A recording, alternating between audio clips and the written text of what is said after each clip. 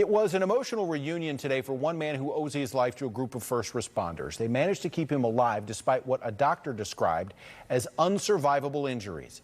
ABC 13's Charlie Edsity has this moving story of survival.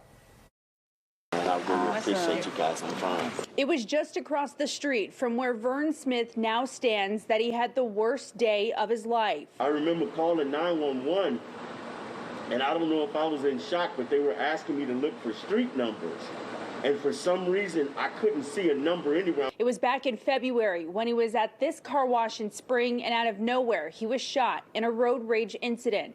And what happened next was a series of perfectly timed events that will forever connect Vern to this group of people. Your blood pressure was so low that they thought that he was going to go into cardiac arrest. The bullet ripped through Smith's stomach, causing severe bleeding. He tried to drive himself for help. I called my daughter because I didn't know if I was going to make it.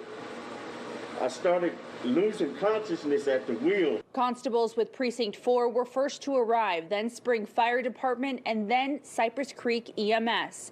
In this video, you see Dr. Nick Studer, a military medical fellow, in the ambulance performing a very rare procedure in EMS that pumped a large amount of blood directly into Smith's heart. There's a very large vein there called the subclavian vein.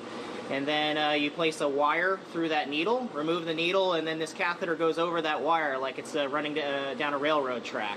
And once that's in, you now have this large catheter inside that vein. Life Flight arrived on scene and rushed him to Memorial Hermann. It took just 8 minutes from landing to get Smith in the operating room. I just remember them cutting my shirt and putting the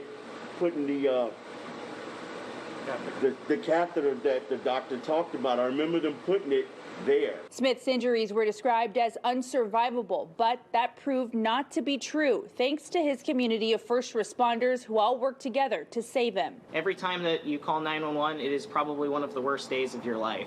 But for us, it's our work day. That's what we do. Very ecstatic to be able to see people who work together cohesively to make this happen for me. I'm very grateful. Charlie Edsity, ABC 13 Eyewitness News.